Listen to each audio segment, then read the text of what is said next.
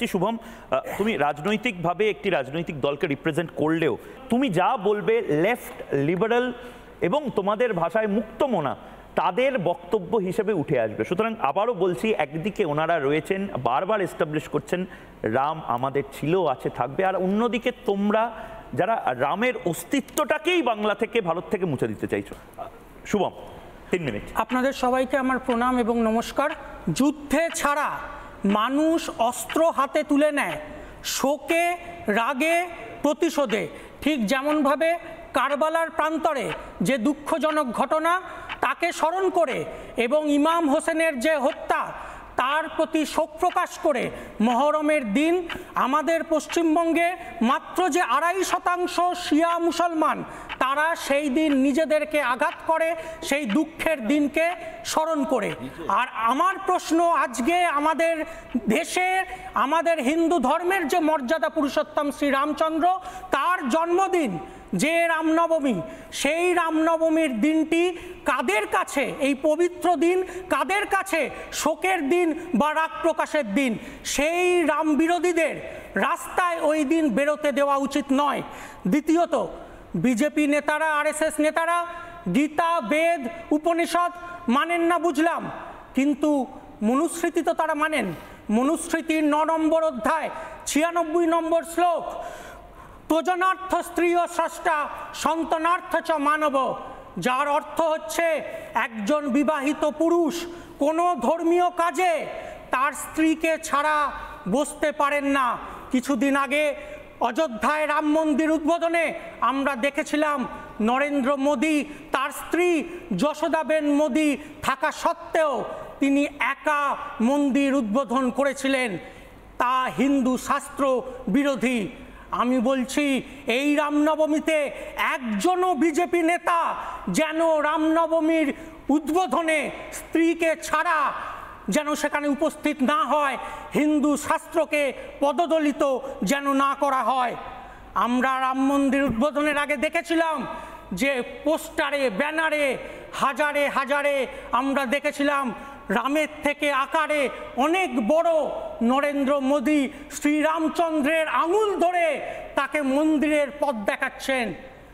যে রামচন্দ্রের অঙ্গুলি হেলনে গোটা ব্রহ্মাণ্ড চলছে বলে আমাদের দেশের কোটি কোটি হিন্দু বিশ্বাস করে, সেই রামচন্দ্রের আঙুল ধরে পথ দেখানোর ধৃষ্টতা যেন বিজেপির এই রাজ্যের কোনো নেতারা না করেন। শ্রীরামকৃষ্ণ বলেছিলেন যত মত তত পথ। তিনি বলেছিলেন এক রাম তার হাজার নাম। তিনি বলেছিলেন যে কৃষ্ণ সেই শিব, সেই আদ্যাশক্তি মহামায়া এবং সেই কখনো আল্লাহ, আবার কখনো যিশু। স্বামী বিবেকানন্দ তার দিব্যবাণীতে বলেছিলেন যে ভারতবাসী আমার ভাই, ভারতবাসী আমার প্রাণ। তিনি বলেছিলেন দরিদ্র ভারতবাসী, ব্রাহ্মণ ভারতবাসী, চণ্ডাল ভারতবাসী আমার ভাই। সেই সময় পশ্চিমবঙ্গে মুসলিম পপুলেশন 21% হওয়া সত্ত্বেও তিনি বলেননি হিন্দু ভারতবাসী আমার ভাই, তিনি বলেছিলেন ভারতবাসী আমার ভাই। এই রামকৃষ্ণের বাংলায়, বিবেকানন্দের বাংলায় যারা আজকে হিন্দু মুসলিমে বিভাজন করছে, যারা আজকে ব্রাহ্মণে দলিতে বিভাজন করছে, যারা আগামী দিনে বৈষ্ণবের সাথে শৈবের, আগামী দিনে শাক্তর সাথে স্মার্তের বিভাজন করবে, তারা এই বাংলার সংস্কৃতি জানে না, তারা বহিরাগত। একদম একদম সরাসরি আমি দেবজিৎ সরকারের কাছে আছি। খুব রেলিভেন্ট কিছু পয়েন্ট সুমন রায়চৌধুরী এবং শুভম ব্যানার্জি বললেন, এবং এটা কাউন্টার করার প্রয়োজন রাজনৈতিকভাবে। দেবজিৎ বাবু, আপনার 3 মিনিট সময় শুরু এখন। আমি ভারতীয় জনতা পার্টির প্রতিনিধি। আমি আগেই বলে রাখি, আমি ইটালিয়ান জনতা পার্টির প্রতিনিধি নই, আমি আরব কিংবা চীনের জনতা পার্টির প্রতিনিধি নই ভাই। ভারতবর্ষের জনতা যে জিনিস চায়, যে জিনিস নিয়ে ভাবেন, আমি তাদের হয়ে কথা বলবো, এটাই প্রত্যাশিত। দুটো কথা বলি। দেখুন, বাংলাতে রামনবমী এবং তাই নিয়ে যে ঝঞ্ঝাট, সেটা রাজনীতিকরণ হয়েছে। কেন হয়েছে? যারা লেফট লিবারেল বলে বলেন, কেননা আমাদের তো এই বাম মনোভাবাপন্ন একটা জনসাধারণ যারা সামনে পেছনে লিবারেল টিবারেল বলেন বটে। দেখুন একটা ছোট্ট উদাহরণ দিই, এখন তো সংবাদের কেন্দ্রবিন্দুতে যাদবপুর মাঝে মাঝে উঠে আসছে এবং সবসময় উঠে আসছে, এবং অনেকেই বলেন যাদবপুরের চান্স পেয়ে দেখা। তো ঘটনা যে যাদবপুর ইউনিভার্সিটি নিয়ে একটা অদ্ভুত ঘটনা 2024-এ হয়েছিল। ইফতার হয়েছিল বিশাল বড় লনেতে, চাঁদোয়া খাটিয়ে হয়েছিল, আপনারাও কভার করেছিলেন।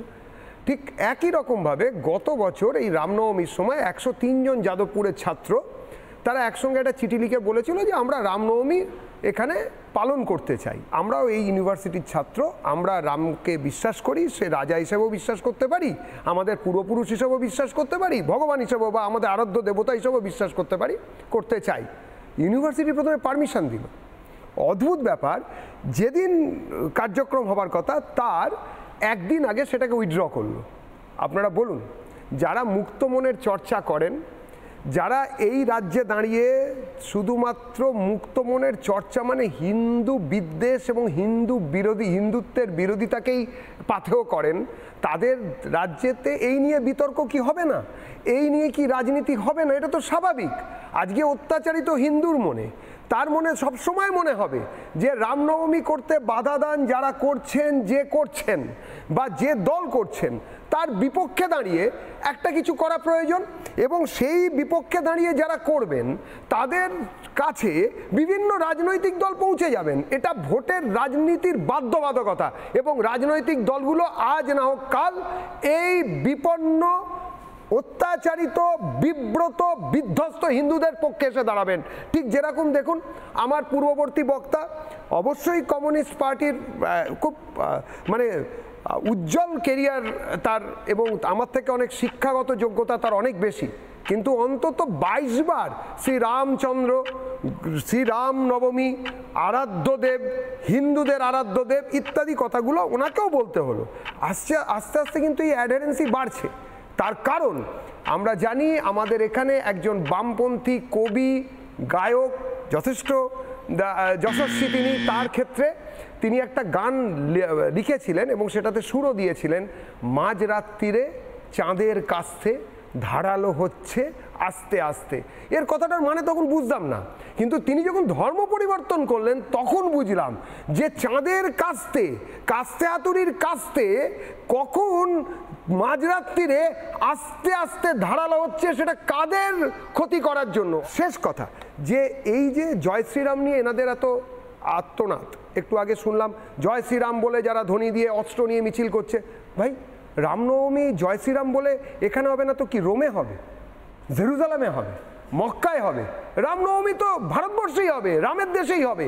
যেখানে কিনা রামরাজাতলায় রামনবমী হবে না, রামরাজাতলার জায়গাটা আপনারা আমাকে বুঝিয়ে দিন ময়ূক, বা বাকি দর্শকদের কাছে প্রশ্ন, বা বাকি আমার যারা এখানে বক্তা আছেন তারাও নিশ্চয়ই পরে বলবেন, সেটা তো বিজেপি জনসংঘ জন্মের বহু পূর্বে হয়েছে, তাতে আপত্তির কি আছে? দ্বিতীয়ত, যারা আজকে অত্যাচারী হিন্দুর বিরুদ্ধে দাঁড়িয়ে কথা বলার চেষ্টা করছেন, অত্যাচারী হিন্দু নাকি? আরে ভাই, কিসের অত্যাচার? আর শেষ কথা, যে এই কথায় কথায় ইয়েদের কথা বলেন আপনারা, মনুসংহিতা ইত্যাদি ইত্যাদি, দাদা একটাই রিকোয়েস্ট, একটু পড়ে বলুন। বেশ, নানা ধরনের কন্টেন্ট দেখার জন্য লাইক করুন, শেয়ার করুন আমাদের ফেসবুক পেজ, সাবস্ক্রাইব করুন আমাদের ইউটিউব চ্যানেল, পাশাপাশি অন্যান্য ব্রেকিং নিউজের জন্য অবশ্যই চোখ রাখুন রিপাবলিক বাংলায়।